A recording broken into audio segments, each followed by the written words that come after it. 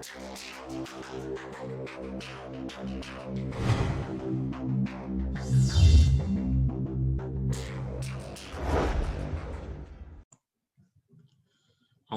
samil alim minasyaitonir rajim. Bismillahirrahmanirrahim. Assalamualaikum warahmatullahi wabarakatuh. Alhamdulillah rabbil alamin wassalatu wassalamu ala sayyidil mursalin wa ala alihi washabihi wa man ittabi'ahum yaumiddin amma ba'd. Alhamdulillah rabbil alamin, segala puji bagi Allah Subhanahu wa taala. Alhamdulillah yang mana pada kesempatan kali ini kita bisa berjumpa untuk belajar bersama dalam usul fiqh dan qad fiqhiyah. Salawat dan salam selalu tercurahkan kepada baginda Nabiullah Muhammad sallallahu alaihi wasallam. Baik. Pada pertemuan kali ini, ikhwah sekalian, rekan-rekan, yaitu kita akan bahas terkait tentang pandangan ulama tentang maqasid syariah. Bagaimana perkembangan maqasid syariah di antara para ulama-ulama kita. Ini adalah outline yang akan kita pelajari. Pertama adalah perkembangan pemikiran maqasid syariah, aliran pemikiran dan dalam maqasid syariah, dan yang terakhir pandangan ulama terkait tentang taklil. Maka rekan-rekan sekalian, pada kesempatan kali ini kita akan bahas pertama kali yaitu tentang perkembangan pemikiran maqasid syariah. Maka dalam sejarah perkembangan maqasid itu ada dua peran dalam pengembangan maqasid syariah ini sehingga menjadi sebuah disiplin ilmu bernama ilmu maqasid syariah. Maka peran tersebut tidak lain tidak bukan diantaranya pertama. Jadi ilmu maqasid ini berkembang dengan dua fase tahapan. Yang pertama adalah menyertakan maqasid dalam setiap hukum. Jadi pada fase pertama ulama-ulama ini menyertakan maqasidnya, tujuannya dari hukum-hukum dari syariah tersebut apa. Maka berikut adalah ulama yang memiliki kontribusi besar dalam menerapkan maqasid syariah, yaitu dengan cara menjelaskan setiap hukum dengan maqasidnya.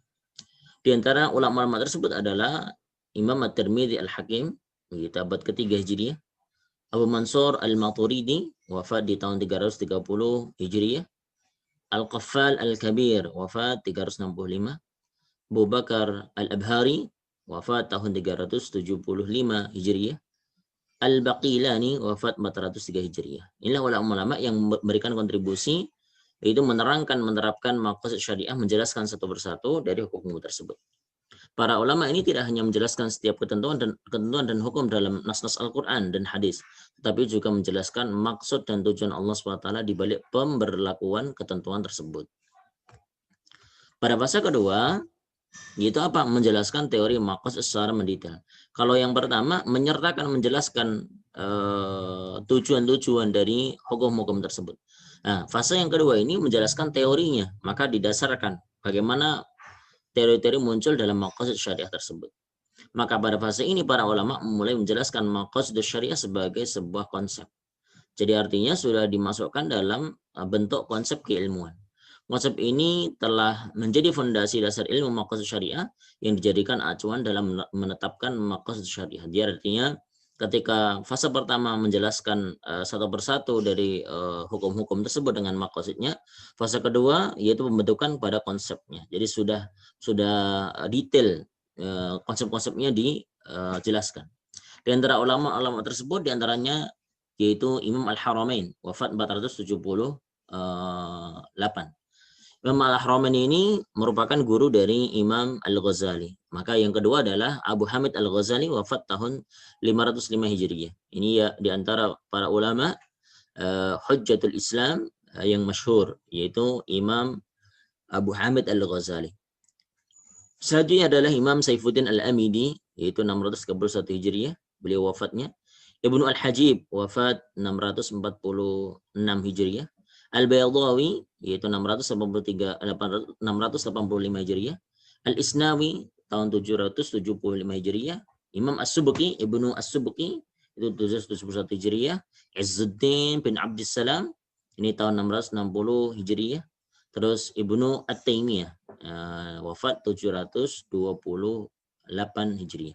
Nah, dalam fase ini para ulama menjabarkan bentuk-bentuk maqasid syariah, cakupan maqasid dan cara mengetahui maqasid dan menerapkannya dalam fatwa dan juga ijtihad. Maka kedua fase tersebut bisa disimpulkan bahwa pemikiran maqasid syariah dimulai dengan penerapan maqasid dalam setiap hukum yang dijelaskan oleh para ulama. Jadi fase yang pertama dijelaskan dulu, ini ada hukum, tujuan-tujuan hukum ini apa sebenarnya? Artinya digali di situ. Proses melanjutkan selanjutnya itu menarasikan praktek maqasid yang sudah dilakukan terlebih dahulu dalam bentuk konsep maqasid syariah secara terstruktur. Jadi ketika pertama didetailkan apa satu persatu maqasidnya dari hukum-hukum tersebut, yang kedua merekonstruksi apa ini konsep-konsep yang muncul yang bisa dijadikan satu acuan dalam ilmu maqasid syariah. Jadi sesungguhnya maqasid syariah bukan disiplin ilmu yang baru. Kedua karena konten yang bersumber dari al-istiqrar terhadap nas-nas Al-Quran dan hadis ini berlandaskannya itu dari nas-nas Al-Quran dengan al-hadis. Nah, ikhwan sekalian, rekan-rekan sekalian, teman-teman, maka kita masuk pada bahasan yang kedua, yaitu aliran pemikiran dalam maqasid syariah. Maka secara kontemporer ulama memandang dari tiga pembagian ini. Jadi aliran pemikiran dalam maqasid syariah itu menjadi tiga. Pertama adalah pemikiran dhahiriyah baru atau dhahiriyah judud. Terus yang kedua adalah pemikiran tanpa batas, al-mu'attilah. Terus yang ketiga adalah pemikiran moderat, wasatiyah. Pemikiran yang pertama, ini aliran yang pertama itu memiliki beberapa karakter. Di antaranya adalah memahami nas secara tekstual, harfiah, karena memang dohiriyah judud, dohiriyah. Yang mana kalau kita tahu dohiriyah, mazhab dohiriyah itu artinya tekstualis. Yang kedua, cenderung memilih pendapat yang berat. Nah ini pada karakter yang kedua, pemikiran dohiriyah judud ini cenderung untuk mengambil pendapat-pendapat yang berat. Yang ketiga, mengabaikan etika berpendapat. Jadi etika berpendapatnya agak sedikit terabaikan. Sedangkan kelompok yang kedua, yaitu pemikiran tanpa batas, al-mu'attilah, mereka punya karakteristik diantaranya satu, mendahulukan logika akal daripada wahyu. Jadi akal itu menjadi first guidance. Jadi daripada wahyu dahulu. Terus yang kedua, persepsi bahwa Umar bin Khattab telah melanggar nas dengan dalil maslahah. Jadi pandangan yang kedua ini, Umar pelaku melanggar. Dia pelanggar dalam nas-nas. Kenapa? Dengan konsep bahwasanya Umar lebih mendahulukan maslahah daripada nas-nas yang muncul. Terus ketika masuk yang aliran ketiga yaitu pemikiran moderat atau sebenarnya al-wasatiyah, maka memiliki 5 karakteristik. Pertama adalah menggali maqasid sebelum menggali hukum. Jadi maqasidnya didahulukan dulu, digali dulu sebelum menggali hukumnya.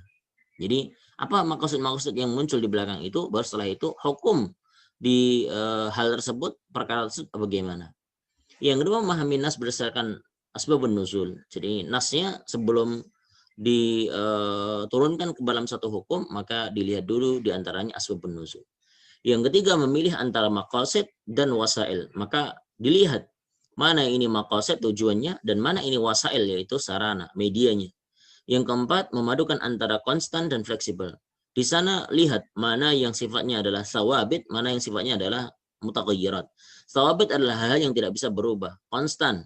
Dia saklek, tidak bisa berubah dalam agama ini. Dan ada juga yang bentuk fleksibel, mutaghayyirat. Oh, ini cakupannya bisa berubah. Hukum-hukum ini bisa berubah dan sebagainya. Itu nanti dijelaskan. Dan yang terakhir, yang kelima adalah memilah ibadah dan muamalat. Maka dalam muamalah dan ibadah ini ada klasifikasi perbedaan dalam hukum. Nanti ada bahasan sendiri. Baik, kita lihat pada aliran yang pertama, yaitu ittijah lafzi atau dhahriyah judud, pemikiran dhahriyah judud, ittijahul lafz. Para ulama kontemporer seperti Ar-Raisuni, Al-Hasani, Yusuf Al-Qaradawi menjelaskan bahwa ada 3 aliran pemikiran mazhab dalam maqasid syariah ini. Maka di antara beberapa ulama yang hari ini masih hidup, yaitu tentunya Syekh Yusuf Qaradawi dan juga Syekh Ar-Raisuni. Syekh Ar-Raisuni ada di Maroko. Ini seorang profesor yang ada di Maroko, yaitu kalau tidak salah di Universitas Qarawiyyin. Coba kita lihat sekarang. Pertama adalah dhahriyah al-ittijah al-lafdi. Maka karakter sifatnya memahami nas secara tekstual. Pemikiran ini memahami nas secara tekstual tanpa menganalisis setiap maksud Allah SWT dan illah atau illat dari nas tersebut. Contohnya tentang hadis isbal. Ini dicontohkan dalam hadis isbal. Barang siapa yang memanjangkan kainnya hingga menutup mata kaki, maka ia masuk neraka. Terus ada hadis yang selanjutnya, dia kelompok manusia yang tidak diajak bicara Allah SWT pada hari kiamat, mereka tidak disucikan dan mendapatkan siksa yang pedih Maka Abu Dzar beliau berkata, wahai Rasulullah, siapakah mereka itu? Rasulullah beliau menjawab, orang yang menjamkan kakinya, orang yang berharap, dan orang yang menginfakkan hartanya dengan sumpah dusta. Jika diartikan secara harfiah, setiap orang yang memanjangkan celananya hingga menutup mata kaki, itu berdosa besar dan mendapatkan siksa neraka. Tapi jika dipahami secara utuh dan merujuk pada maqasid isbal, maka akan memberikan makna dan kandungan hukum yang berbeda. Hikmah dilarangnya hisbal dijelaskan dalam hadis yang lain.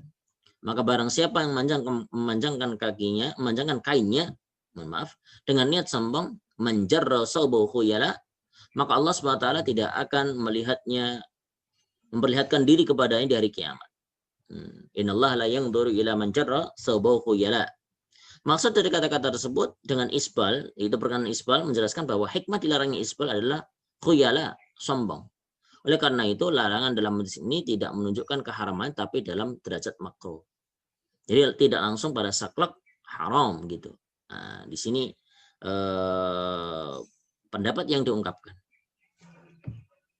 Terus yang kedua, cenderung memilih pendapat yang berat. Jika ada pendapat-pendapat ulama, maka mazhab ini lebih memilih pendapat yang lebih sulit daripada pendapat yang lebih mudah.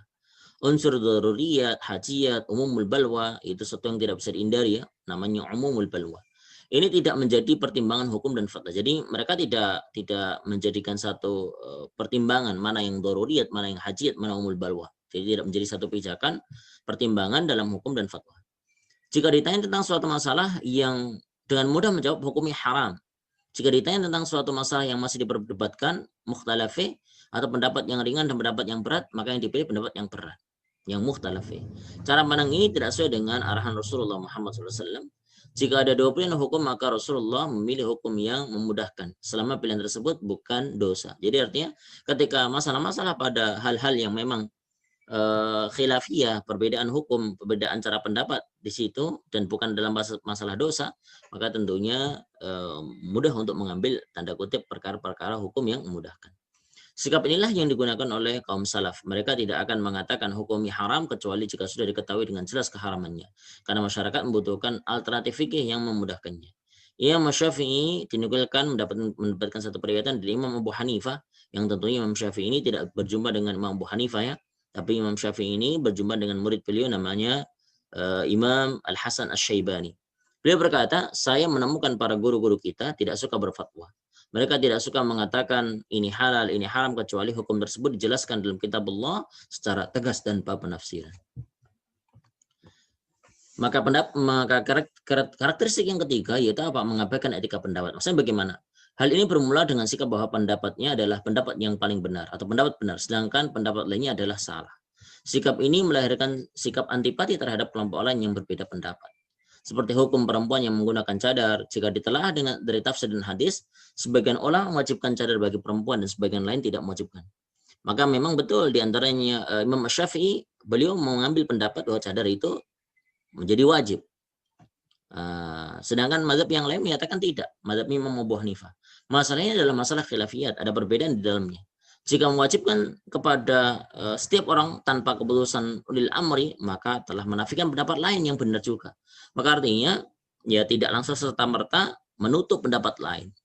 Ulama sudah ijma bahwa pendapat dalam masalah khilafiyat adalah legal dan wajib diterima. Artinya ketika ada khilafiyah dalam berpandangan dalam melihat satu hukum, maka ini merupakan satu hal yang legal dan wajib diterima. Setiap mujtahid itu maksum, dilindungi walaupun pendapatnya itu salah.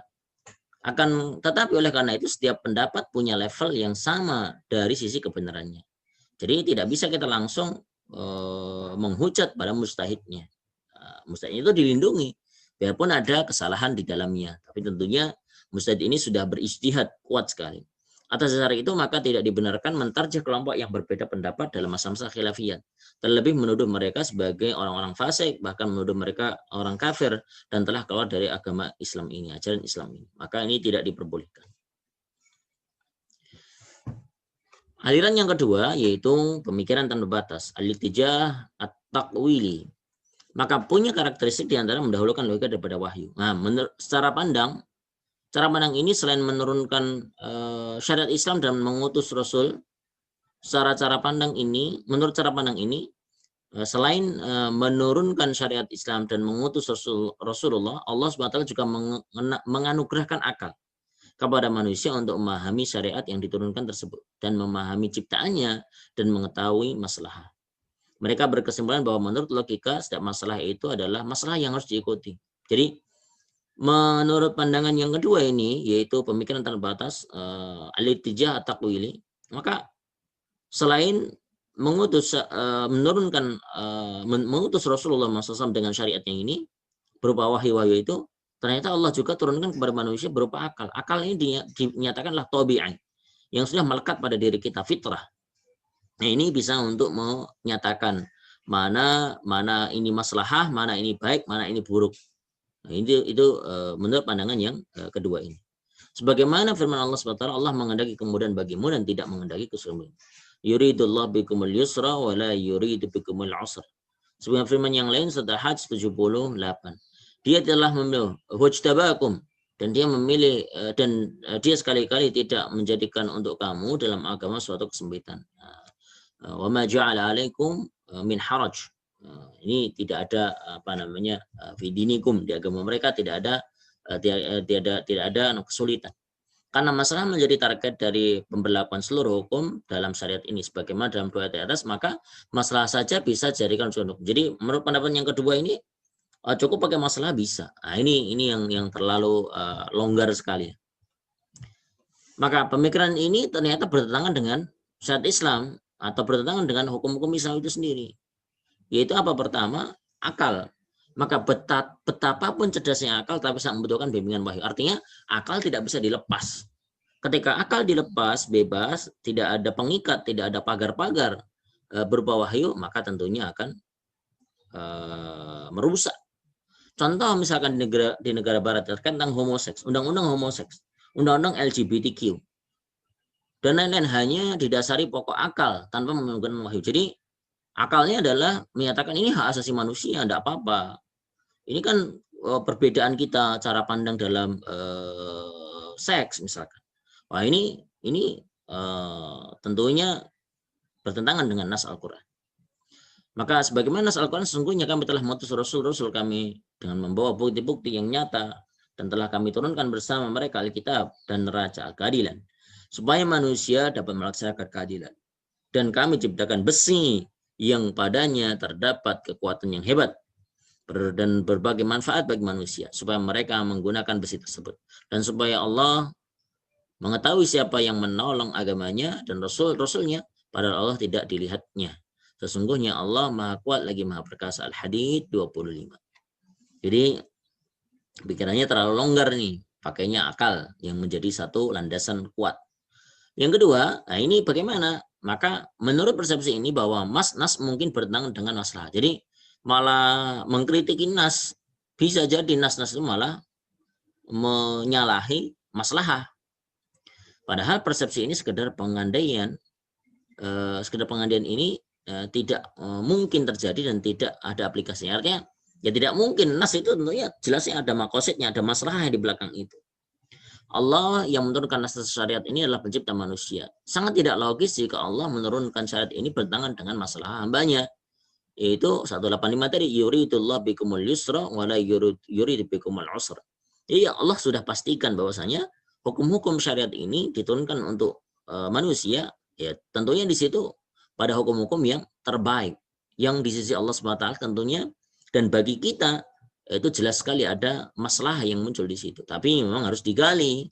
Itu yang menjadikan perbedaan ulul ilmi, orang-orang yang punya keilmuan jelas, nampak detail dalam hal tersebut, yang dia alim, mundabit, muta'ammiq, yang dia benar-benar mendalaminya. Terus yang kedua, pendapat mereka, karakteristiknya itu apa? Persepsi bahwa Umar radhiyallahu anhu, Umar bin Khattab radhiyallahu anhu telah melanggar nas dengan dalil maslahah. Maka secara pandang mereka ini, beberapa ijtihad Umar diantaranya menunda untuk memberikan bagian mu'allafati qulubihim. Jadi pada kasus zamannya Umar bin Khattab, beliau menunda, tidak memberikan zakat kepada mu'allaf, wal mu'allafati qulubi. Terus kepada yang berhak dan ijtihadnya menggugurkan hukum potong tangan seseorang yang mencuri pada musim paceklik. Ini ada namanya pada zamannya Umar bin Khattab, yaitu am Ramadah. Am Ramadah ini am yang paceklik. Di mana makanan susah, air susah, ini paceklik sekali. panceklik ya. Jadi ini musim yang sulit sekali. Menurut ijtihad, menurut mereka ijtihad ini telah melanggar nas dan mendahulukan masalah. Jadi wah ini tidak benar nih, Umar tidak benar nih. Yang pertama, zakat tidak diberikan atau menunda dulu untuk para mu'allaf. Yang kedua, ini ada orang yang muncul di zaman paceklik, tidak dipotong tangannya, tidak lakukan namanya hudud. Tetapi persepsi ini tidak benar. Nah ini bantahannya. Karena telah salah memberikan hak kepada mu'allafati qulubihim, orang yang dipandang sudah lunak hatinya, itu karena mereka baru masuk Islam yang telah dikuatkan keislaman bagaimana mereka. Tetapi Umar melihat bahwa mereka telah kuat komitmen keislaman sehingga tidak ada alasan untuk memberikan bagian bagi mereka. Jadi ketika melihat seperti itu, orang-orang yang masuk Islam itu sudah kuat pendirian dalam keimanan mereka, maka tidak perlu lagi diservis, itu maksudnya gitu dalam konteks ini ya. Sedangkan keputusan Umar untuk menggugurkan hukuman potong pada musim paceklik itu tidak bertentangan dengan ayat yang mewajibkan potong tangan bagi pencuri, karena masa paceklik adalah kondisi darurat di mana mereka mungkin ada yang mengambil barang orang lain karena kondisi pacekliknya, dan ini adalah subhat yang bisa digugurkan. Hab, sebagaimana hadis Rasulullah menegaskan bahwa hukuman hud itu bisa dihapus jika ada subhat. Jadi di zaman Umar memandang ini tidak bisa didirikan. Kenapa? Karena mencuri ini pada masa paceklik yang memang ternyata ketika kita melihat konteks dari cerita tersebut atau kisah tersebut, jadi ternyata tuannya atau pemilik usaha tersebut tidak menggaji dengan baik para pekerjanya. Nah, akhirnya pekerjanya itu apa? Karena memang di bidang makanan, ya akhirnya pekerja ini mengambil bagiannya. Maka Umar melihat konteksnya itu, ini gimana? Kenapa kau mencuri? Karena tidak digaji dengan tepat. Maka akhirnya Umar malah memanggil tuannya, bahwasanya apa? Engkau harus menggaji dia dengan baik.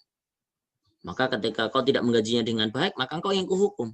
Kenapa? Kebutuhan pokok dari pegawai yang dipekerjakan harus dipenuhi oleh orang yang mempekerjakannya. Itu konteksnya seperti itu. Terus yang ketiga yaitu aliran pemikiran moderat, wasatiyah, al-litijah al-maqasidi. Bagaimana ini karakternya?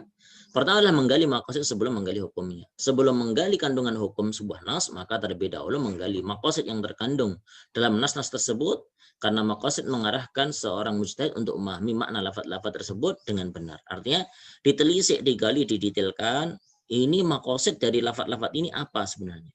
Misalkan hukum memanjangkan jenggot. Ada 3 hadis Rasulullah SAW yang menjelaskan tentang hadis ini. Hadis tersebut menjelaskan tujuan memanjangkan jenggot agar berbeda dan tidak mengikuti tradisi orang kafir. Jadi memang di situ maqasidnya adalah agar berbeda. Jadi khalif al-yahud wan nasara. Jadi kasusnya terkait tentang jenggot ini ya. Maka tidak mengikuti tradisi orang kafir. Jika maqasidnya tidak mengikuti tradisi orang kafir, tidak tepat kalau mewajibkan hukum tersebut, tetapi yang lebih tepat hukumnya adalah sunnah sesuai dengan maqasid tersebut. Jadi tidak langsung jenggot wajib, yang enggak jenggotan dosa. Nah, ini kan terlalu memaksakan dalam satu konteks ya. Padahal maksud di situ adalah dijelaskan maqasidnya adalah agar berbeda dan tidak mengikuti tradisi orang-orang kafir. Kedua, memahami nas berdasarkan sebab asbabun nuzul. Jadi asbabun nuzulnya dan asbabul wurudnya dari hadis, dan kalau asbabun nuzul dari ayat, asbabul wurud itu dari hadisnya. Bagaimana? Maka banyak Al-Quran dan hadis Rasulullah Muhammad SAW turun karena peristiwa atau pertanyaan yang melatar belakangi turunnya nas tersebut. Berdasarkan tradisi yang berlaku pada waktu dan tradisi tersebut telah berubah pada masa sekarang. Misalkan terdapat larangan bagi wanita yang berpergian sendiri tanpa didampingi muhrimnya. Terus mahram ya. Hadis ini turun ketika wanita jika bepergian harus melewati gurun pasir dengan mengendari onta dan keledai. Kondisi ini tidak aman bagi wanita. Tapi dalam kondisi sekarang, misalkan melakukan perjalanan dengan pesawat yang berpenumpang ratusan orang, maka wanita pergi sendirian itu menjadi boleh dengan kondisi yang aman bagi wanita tersebut. Jadi konteks ketika itu ya tentunya akan sangat rawan sekali kejahatan. Tapi kalau saat ini misalkan bepergian dari kontrakan ke kampus sendiri, ya itu ya normal saja, diperbolehkan karena memang dalam keadaan yang tidak berbahaya tapi aman. Tapi kalau dalam keadaan yang berbahaya maka ya tentunya ada namanya orang yang mendampingi. Yang ketiga, memilih antara maqasid dan wasail. Mana ini tujuan, mana ini wasail wasilah. Maka nas Al-Quran dan hadis terkadang menyebutkan maqasid syariah tanpa menyebutkan sarannya, seperti hukum syura yang harus diaplikasikan dalam setiap sistem. Sementara cara dan model syura menjadi kewenangan setiap daerah dan kawasan dengan syarat target syura teraplikasi. Jadi wa amrum syura, jadi memerintahkan kepada mereka untuk melakukan musyawarah syura, majelis syura, tapi tidak disebutkan wasailnya. Bagaimana wasilah-wasilahnya? Maka artinya wasilah ini bisa untuk dibentuk. Maka ada namanya perkumpulan, ada namanya jam'iyah. Nah, ini juga termasuk kategori dalam perkara untuk syura, struktur organisasi dan sebagainya. Karena maqasid itu abadi tetap, sedangkan wasail itu fleksibel yang bisa berubah-ubah. Nah, kan tentunya kita melihat pada kondisi-kondisi yang saat ini tidak bisa memungkinkan untuk kita melaksanakan, misalkan syura harus seperti ini. Jadi perkara negara kita yang seperti ini maka tidak boleh. Tidak seperti itu. Karena yang wasail ini sifatnya fleksibel. Wasail ini bisa fleksibel. Jadi kita lihat dipilah-pilah mana yang bertentangan, mana yang tidak bertentangan, maka bisa kita dudukkan dengan baik. Yang keempat, memadukan antara yang konstan dan fleksibel. Ada di sifatnya adalah as-sawabit. Ada yang mutagayyirat. Mana yang sabit itu? Maka dalam nas Al-Quran dan hadis terdapat hal yang sawabit, konstan. Dia saklek, tidak berubah. Dan ada hal yang mutagayyirat, fleksibel, yang dia bisa berubah. Sabit tidak akan berubah sepanjang masa, sedangkan mutagayyirat berubah-ubah sesuai dengan kondisinya. Di antara bab sawabit apa? Yaitu akidah. Akidah jelas, tidak akan pernah berubah. Tauhid itu tidak bisa pernah berubah. Terus rukun iman, rukun Islam itu tidak bisa berubah. Sedangkan yang mutagayyirat, ya etika itu mutagayyirat sebenarnya masuknya. Maksudnya mutagayyirat itu etika. Terus muamalat itu mutagayyirat yang dia berubah dalam konteks tertentu. Makanya kita lihat bagaimana konteksnya, bagaimana keadaannya, itu baru nanti kita bisa lihat satu persatu bagaimana cara menghukuminya. Yang kelima, memilah ibadah dan muamalat. Jadi mana yang sifatnya ibadah yang sudah ditentukan oleh Allah SWT, ada sifatnya muamalah, aspek interaksi sosial, dagang dan sebagainya. Sebagaimana telah disebutkan bahwa ibadah sebagai sawabit, sedangkan muamalat adalah mutagayyirat. Oleh karena itu prinsip dasar muamalat adalah makna dan maqasidnya, sedangkan prinsip ibadah adalah menerima penuh dengan ketundukannya. Maka kalau konsep ibadah ya mudah, ittiba, langsung ikut. Tapi kalau dalam muamalah bagaimana? Nah, itu situ diletakkan dasar-dasarnya, terus nanti lihat konteksnya bagaimana. Itu bisa nanti digali. Nah, pandangan ulama yang terakhir yaitu bahasan yang ketiga terkait tentang taklil. Bagaimana ini? Pandangan ulama tentang maqasid syariah adalah buah dari pandangan mereka tentang masalah taklil. Ar-Raisuni menyebutkan ada dua pendapat ulama terkait masalah ini. Jadi ini masalah taklil. Bagaimana ini? Nah, kita lihat pandangan yang pertama. Jumhur, mayoritas ulama berpendapat al-aslu fil muamalah at-ta'lil wal aslu fil ibadat at-ta'abbud. Jadi asal dari hukum muamalat, interaksi sosial, interaksi muamalat, interaksi dagang, interaksi bisnis, itu boleh. Sedangkan prinsip pada dasar ibadah adalah menerima ketentuan Allah SWT, at-ta'abbud. Jadi tunduk patuh, menerima. Mereka berdalil dengan dua hal tersebut. Pertama adalah istiqrar. Istiqrar, itu bagaimana istiqrar? Maka bahwa masalah muamalat Allah mensyariatkan setiap hukumnya untuk kemaslahatan hamba, dan masalah atau maqasid ini bisa digali dan dicari. Jadi dengan cara istiqrar pertama. Yang kedua apa? Istiqra. Istiqra bagaimana? Maka bahwa dalam masalah ibadah terdapat banyak hal yang tidak bisa diketahui masalahnya. Seperti cara dan jumlah rakaat dan sholat kecuali dalam beberapa masalah. Jadi memang Allah tidak sebutkan kayak kenapa rakaat subuh 2? Oh mungkin subuh masih ngantuk. Wah, ini kan mungkin karena memang tidak disebutkan. Duhur kenapa 4? Asar kenapa 4? Maghrib kenapa 3? Isya kenapa 4? Nah, ini kan tidak disebutkan di situ, maka dibilangnya ya istiqrar, jangan ikut saja, sudah ketetapan. Jelas gitu. Tapi kalau yang posisi masalah muamalat masih bisa digali. Kenapa jual beli? Kenapa diperbolehkan? Nah, itu maksud di situ. Sedangkan yang kedua pendapat Ibnu Hazm berpendapat apa? Al-aslu fil muamalat wal ibadat at-ta'abbud. Prinsip dasar hukum dari muamalah dan ibadah adalah menerima ketentuan Allah SWT. Kecuali jika Allah menyebutkan ilahnya.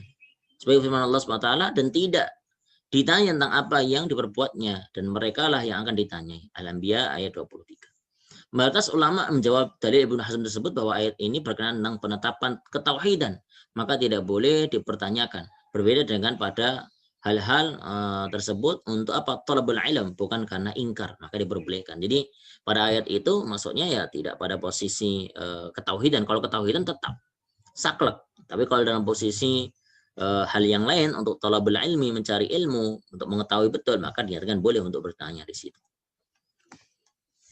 Maka berdasarkan hujjiyah, legalitas dalil kedua, pendapat ini, dari kedua pendapat ini, maka apa? Terlihat bahwa pendapat mayoritas ulama, jumhur ulama lebih kuat dan menjadikan pendapat yang rajih, lebih kuat daripada pendapat dari Imam Ibnu Hazm. Maka dengan landasan apa? Pertama, nas Al-Quran.